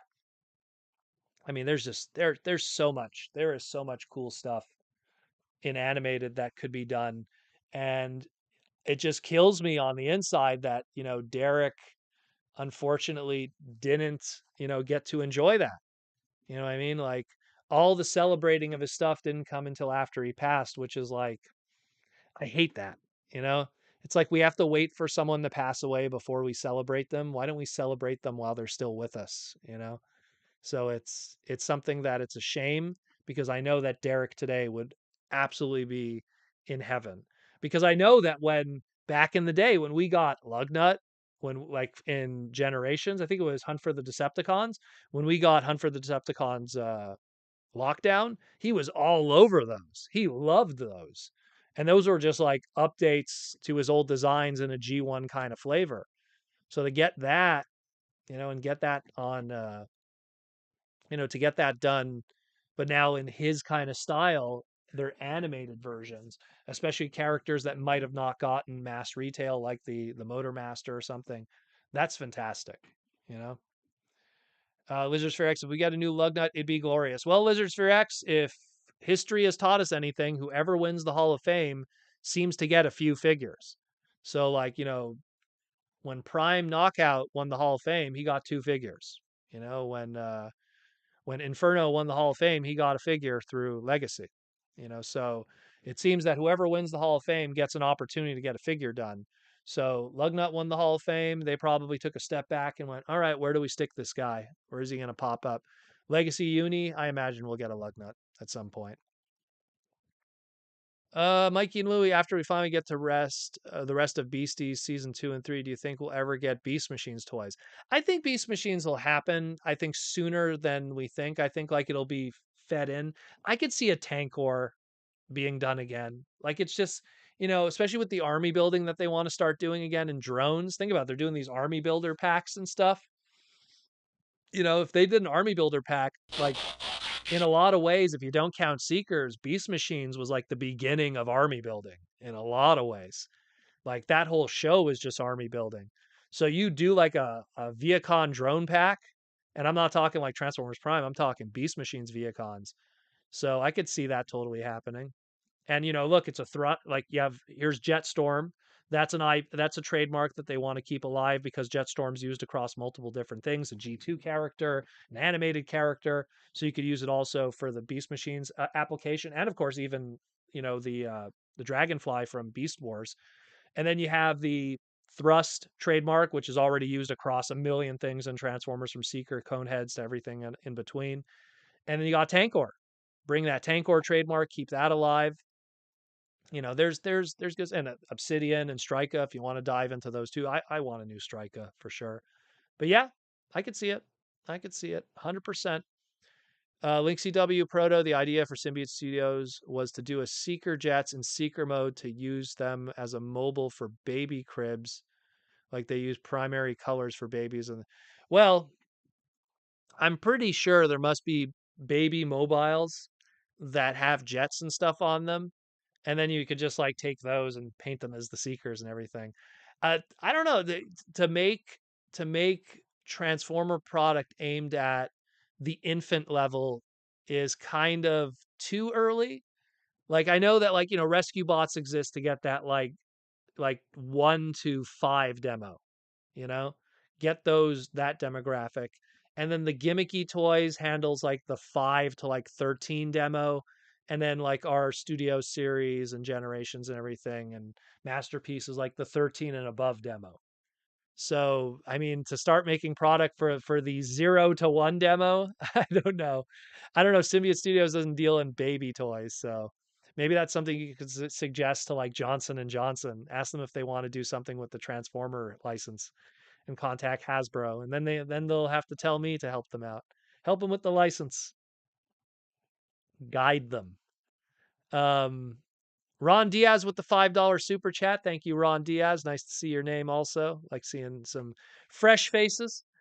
What mold do you want to see receive the premium edition treatment out of the Prime Wars trilogy or War for Cybertron trilogy, not including Legends? Well, Legends already kind of got the premium repaints. Who didn't get good colors from that? Let me see. Premium, eh? I would like it. This was always an idea that I had that never happened. Take the Combiner Wars hotspot and he had different head sculpts. Take the one that has the face mask, hotspot, and I want it in Fire Chief colors. Fire Chief was from Operation Combination. He was technically the leader of the Autobots during that short stint. He was part of Guard City, the Combiner team. We never got a proper Fire Chief. We got like kind of a Fire Chief homage through a box set, but it wasn't like 100% accurate. So I would really like it if they took like, that Operation Combination kind of, not Operation Combination, uh, Combiner Wars one and do that. That'd be pretty cool. Give me the Fire Chief one. Uh, let's see. What's up, everyone? Binging Slam Dunk right now, says Retro Cabal.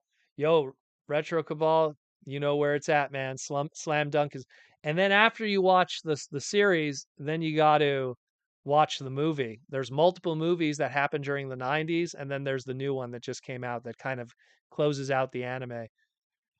Slam Dunk is chef's kiss. Let me tell you, I got all the mangas. I got a bunch of the figures. Played basketball in high school like crazy.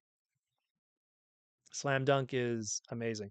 If you want a representation of Wager High, where I grew up in high school, go watch Slam Dunk because there was a lot of hooligans in Wager High. Uh, Love it. Really good stuff. Asking the what for dinner question. Time's already up. Oh my God, we're already 20 minutes left pretty much. Mikey Louis says a giant Titan class beats Beast Machine's Mega Head. Oh my goodness, yeah. Mega Head, Megatron, but the Titan class one, the Grand Mal, as it was called, that transforms into the vehicle. Dude, I would love that. That would be really cool. That would be really, really cool. As for what's for dinner, japchae, Korean dish. Gonna be having that tonight with spinach. Um, and then maybe rice. I made rice and we didn't have it yet, so I'm gonna have the rice with it on the side to even out the Proto Man is Hamachi. So my favorite character in Slam Dunk was actually Rukawa in high school. Um, but Hamachi was what I played in high school. I was point guard. And Hamachi was actually based on Dennis Rodman, who was one of the greatest point guards of all time. Ignore all his social related stuff and everything. I like to separate the man from the game. And Dennis Rodman's a weird guy, still cool. Probably easily one of the greatest point guards of all time. And I played point guard because I was left-handed, and a lot of point guards are left-handed. So you need to have a left-handed point guard for all the dunkers. So got pulled into it. And Dennis Rodman, fun fact, didn't play basketball until he's 21 years old, which is amazing when you think about that. He actually didn't hold a basketball and start playing until he was 21. When you think about every other person in a professional sport, like ask Wayne Gretzky, when was the first time he played hockey? He was like 4. Ask like Michael Jordan, when was the first time he played basketball? That he was like 5. Ask like, Bo Jackson or like, John Madden or you know Joe Montana. When were you playing football? They were like 5 or 6. Ask anyone who was in Formula One. Ask Lewis Hamilton. When was the first time he was behind a go kart? He was like 3. And it's like Dennis Rodman. Yeah, I started playing basketball at 21. It's like wow, that's like a super genius. No joke. Like props to you, Dennis. Props to you. Going on a basketball tangent. I apologize, but you know, love my boys. Got my my Larry Bird. Always keep my Larry Bird nearby.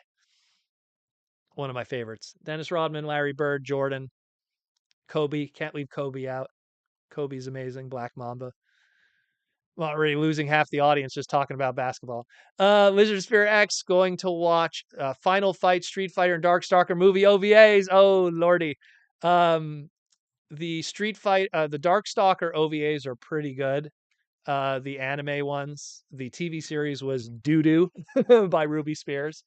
The Final Fight OVAs. There wasn't Final Fight OVAs. Final Fight made a cameo in the Ruby Spears stuff. Final Fight. What? Final Fight didn't have any OVAs. Not to my knowledge. I know Street Fighter had a few OVAs. It had the TV series, which was Street Fighter V. The OVA was the Alpha one. There was also an OVA for Street Fighter 4. There's the Ruby Spears cartoon. There's Street Fighter the animated movie, which is still amazing to this day. I'm going deep into this here. Ashnud, when will we get a Fire Convoy? Well, I think Fire Convoy is due, but Fire Convoy is one of those characters that has to be a leader class.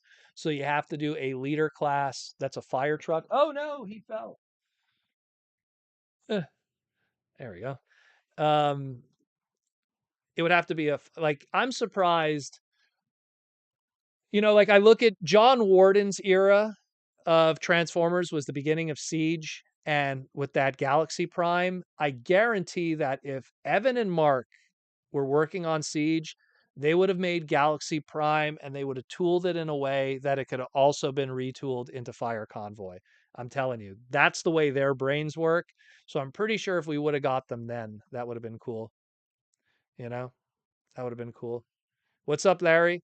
No, but he was a point guard too. I know he was a small forward, but during the Pistons, he was a point guard. That's why watch any of his, videos where he's like literally jumping to his death into the audience. Fatal Fury, that's what you probably meant, not Final Fight. Yeah, Fatal Fury, those were the Obari stuff. Fatal Fury had 3 OVAs. Well, technically one was a movie, motion picture. It's how they labeled it here in the West. There was 3 Fatal Fury OVAs, if we'll call it that. One was a movie. And then they did like I think it was Korea or China did a CG series. And then there was a couple of shorts too that were to promote the King of Fighters release, like some CG shorts and everything. Yeah, not Final Fight. Yeah, because Final Fight, I'm like, you know, like Guy made a cameo and Cody made a cameo in the Ruby Spears cartoon for Street Fighter. That's all I could really think of, unless I'm forgetting something, you know? Like I can't think of those guys in any other animation to my knowledge. Ninja, am I forgetting something? That's probably it, you know? Yeah, because Fatal Fury had a lot of really good stuff. That's Obari. Obari is one of the greatest anime directors and character designers of all time. I know some people are like, "Ugh, I hate the way he draws humans." I love his designs. He's amazing at robots. I mean, that's why we call it the Obari pose with the big sword. Like he's a legend, and he did all of Fatal Fury. And Voltage Fighter Gao Kaiser. Oh my God, such an underrated series. Fighting game and TV series. Really good. Love it. But it's all 90s, so it's all good 90s anime. When anime was handwritten, hand drawn, and amazing. Abraham Proto, what do you think of the Jada Toy Street Fighter figures? Oh, they're pretty good. They're very affordable. I like the packaging on them because they do like a arcade box kind of style. Um, I my quest to find the perfect Chun-Li figure still continue. Their Chun-Li figure's good, but it's not great. And I'm not going to knock on them because the budget is limited, but they're really good figures though. They're really good. Hey, starting with Fei Long, you have to have balls to do that. Um, so I dig it. They're really good. The Mega Man figures are amazing, but they work more because they're smaller, so the budget works more with the price. I can't wait to see more of the Mega Man figures, but the Street Fighter ones are really good too. There's been a lot of retail Street Fighter figures throughout the years. Resource did some, which were kind of hit or miss with the quality. Obviously, Toy Biz did a few when they were doing the crossover stuff. I'm not going to count the Street Fighter G.I. Joe ones, but those were the first for Western market. And then, of course, we had, what was it called there? That did that huge line of them that lasted for a while. It wasn't NECA. Oh my God, what was the other one? NECA did also, but there was another one too that did like a million of them, and I picked up the Sakura and the Ken from those because I got them cheap. So there's so many. There's so many. It's to me. What is Dylan saying here? Yeah, there was Final Fight episode Ruby Spears. Yeah, I remember them. There was a whole Final Fight episode with Ruby Spears. Um, I just remember like there never was an OVA. That's why I was like, am I like having a fever dream or something? The Jada Toys 1x12 Chun-Li is pretty affordable. There also, I think there was a Metacom doll of Chun-Li. That one was pretty good too. That had like crazy articulation and stuff. But I ain't Sota, thank you. Thank you, Believe in Bumper. It was the Sota figures. There were so many. Sota is probably, if you were going to collect Street Fighter figures, Sota was probably the most diverse. Like, so many characters, so many alternate colors, like all the different colors and championship edition. And if you press high punch, low punch, like they had tons of variants. Like the Soda figures, if you had to pick one line that's like, oh, I'm going to cover a whole bunch of characters, it'd probably be the Soda line. And it's Sota, Sota. Thank you. And then I know like NECA did a few, and who else? There was for the Street Fighter versus SNK line. They did a few also. I think they did 4 figures. Those were pretty nice. There was the Microman ones. Yeah, that was Sakura, Chung Li. They did for those. Those were pretty nice too. It's funny you mentioned Microman. On my I have Microman Kaniku Man sticking. See, it sticks on there and then I got Microman chilling. One of the Micromans from chilling there. Really cool. Actually, I found that um, at a flea market recently.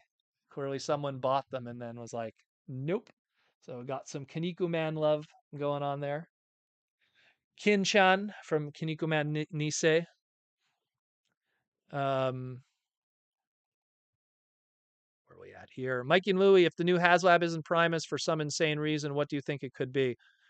Logical conclusion would be Primus. Let's go with Tidal Wave in some shape or form. You know, definitely go with a Tidal Wave. That would be, with all the cool stuff. Yeah, the Kaneko Man is cool because it has magnets on the bottom. So, and it's really strong magnets. Like, just wanted to show you Ninja. So, like, like they're really strong. Like, it's not going nowhere. One leg, you know, they're really cool. So you can do like an upside down Kaniku Buster. Found that at a flea market, and I was just like, recently, and I was like, that is the coolest thing ever. $2. They didn't know what they had. Very happy. It was in a box with a whole bunch of McDonald's toys. So I was like, you are going on my microphone. It's really cool. I dig that. I have all of those Western Kaniku Man figures that came out. I bought all of those, Ultimate Muscle. And when Jaws D, when he went to Japan, he went to a Gashapon machine, and he got me. This is a Kaniku Man Big Powered, who's one of the Canadian Kaniku Man characters. You have a Canadian Man, Canadian Boy, and Kaniku Man Big Powered. Big Body, excuse me, Big Body, Big Powered. I'm thinking Transformers. Big Body. Um, Too much up here. It is what it is. Mikey and Louie, when will we get a Archer Monster Tron figure to honor the man? Well, you got I always put it in the glass case. You got Aaron Archer from Transformers Animated, the Archer monster. So this is actually, if you go look online, Batman Brave and the Bold Green Arrow figure. This comes from the Batman Brave and the Bold line, but the way that they did the aesthetic for Batman Brave and the Bold looks a lot like the Angry Archer. So if you pick up this figure and you put it in your animated display like I do, well, let's just say there goes Black Arachne. Let's just say you're doing things right. So, if you want to get an Angry Archer figure, that's one way to get it. It comes in a 2-pack with Sportsmaster, so you have to figure out to get rid of that Sportsmaster. I brought it to a con and someone bought it. So, good stuff. Good stuff. Dylan has a lot of. I bought all of those Ultimate Muscle figures, all of those. At that time, when those figures came out in 2001, all you had was the original muscles from back in the day from Mattel, and then you had to import everything else. And at the time, I forget what that line was called, where all the big Kaniku Man figures came from that were articulated, and they're very expensive today. Keep forgetting the name of it. I have the Canadian Man and Special Man Junior 2-pack from it. Oh my god, what is the name of it? Someone's gonna say it in the chat, but you know, when all of those came out, I bought everything. I bought every little Kinkishi figure, every wave, everything. The only thing that I didn't get was apparently in Europe, uh, Checkmate came out, and he had a figure that was only available in Europe, and we never got that one. No, it wasn't Mega House. We're talking like late '90s, early 2000s. It has a weird name. Oh my goodness. It's like literally all the Kaneko Man articulated toys were made by that company for the longest time. You had the Kinkishis and then you had the large colored articulated figures. Oh my God, what were they called? It's bothering me. It's in my brain. Just totally forgot right now. And I wanted to get all of those. I wanted to get Robin Mask. I wanted to get all of those figures. And they were way too expensive back then. They're probably cheaper now. They had a really nice one too, where it's Kaneko Man taking off his mask. Wanted to get that one. Really good stuff. Really, really good stuff. I was always big into Kaneko Man because, again, like I said, French channels growing up. So Kaneko Man was available in French in Quebec during the 80s. He was called Muscle Mask, which means muscle mask, I guess is the best way. Monsieur, and he had like a silly theme song. You can like look it up. Type like French Kaneko Man intro. It's like Monsieur Man. It was Muscular Man Mask, something like that. And I remember as a kid, like they would like you had like the VJs in between commercials, like next episode in French, Muscular Mask. And so like we had like the first like 30 episodes in French in the 80s.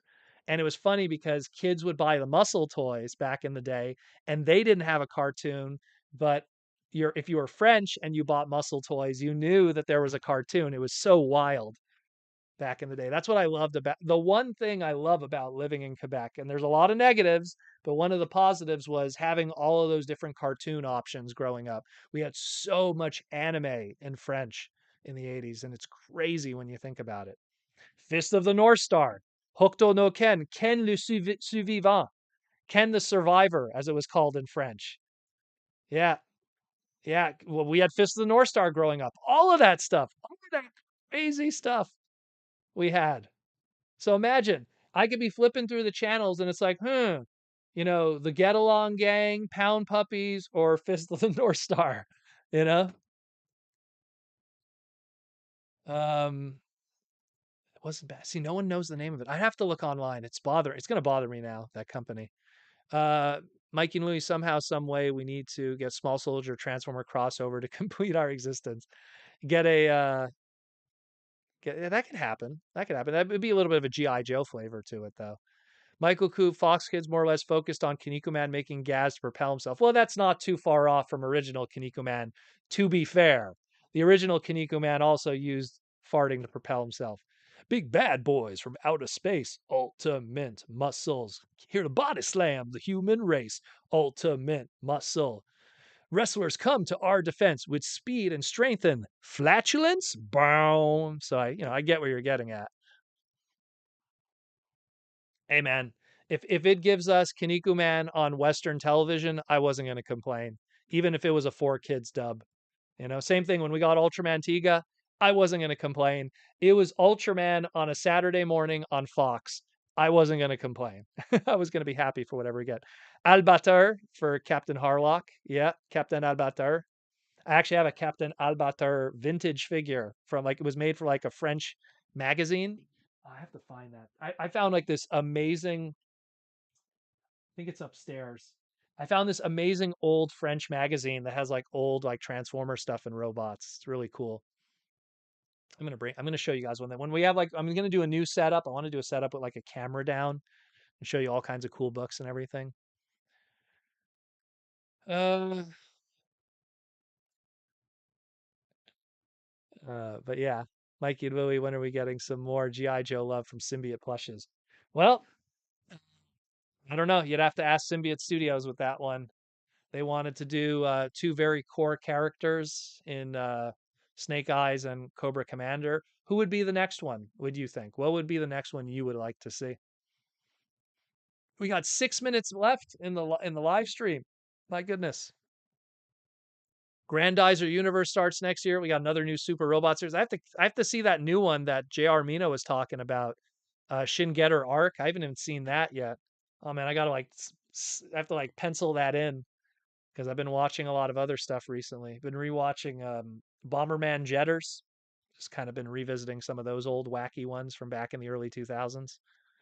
Because I was playing because the new Bomberman game's coming out soon, Bomberman R2. So then I played some old Bomberman games, and then I played the Bomberman Jetter game, and then next thing you know, I'm going, oh, maybe I'll play Bomberman Jetter for GameCube. So went down that rabbit hole.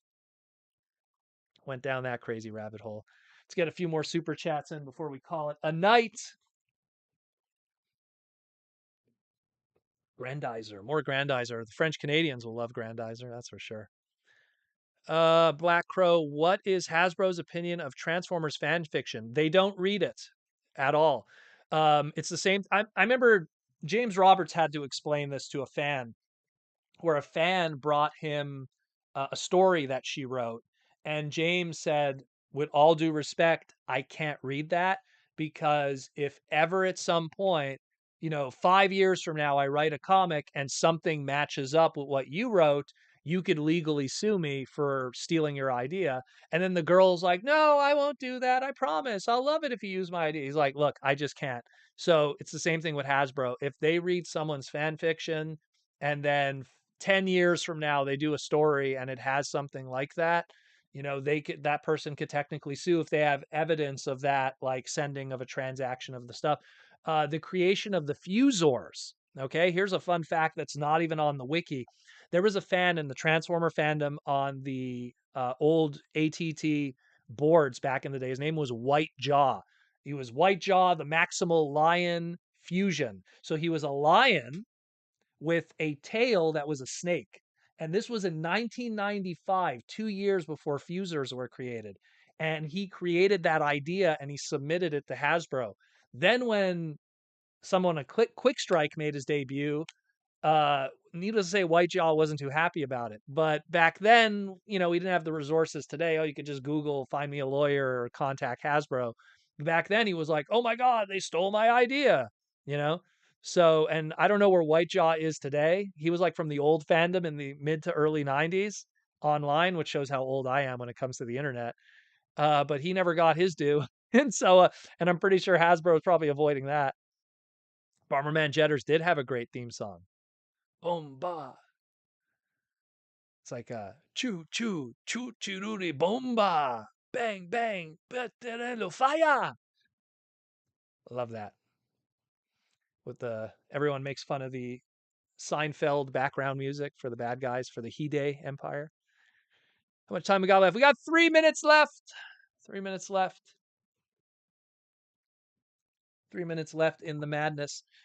We got someone asking if I like Gundam. I literally was at a Gundam convention, more or less. I was running the Gundam Bandai booth with Bandai officially over the weekend. I got to take apart the RX-78, the big giant 20-foot one. I think it was even bigger than 20 foot. It was huge, that thing. It has two separate heads, just in case if one head falls off and breaks, they have a second head. So love that thing. I love Gundam. Been building Gundam model kits since 1996. My first kit was from the brand new, just came out, fresh on the market, Gundam Wing Epignon. Was brand new. It was the no grade 1x144. This was before it obviously came out in the 2000s in the West.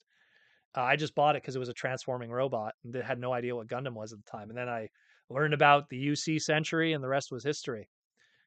Exactly what era of instructions does Aaron want? So, if you have any instructions of the characters that he worked on in Beast Wars, so Cheetor, Transmetal 2, a Dinobot, obviously the Dragon Megatron.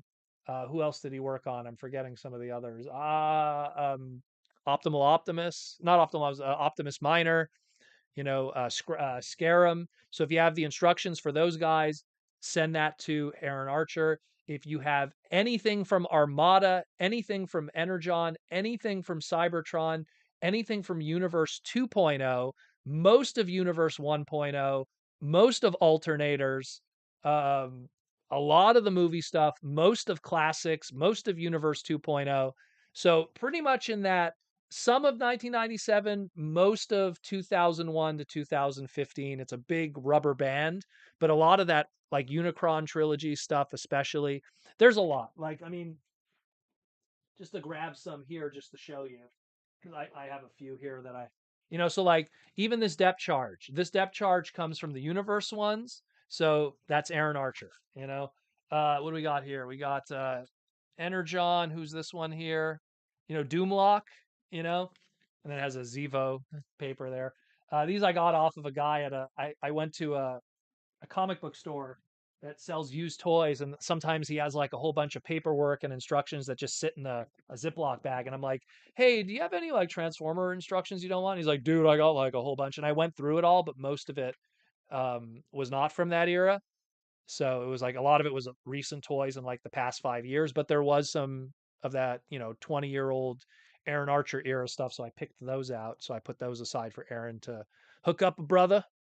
So if you have any, again, contact him on Instagram, archermonster.com. Archer Monster on Instagram, archermonster.com for his website. If you don't have Instagram, you have an email there to contact him. So, where we at here?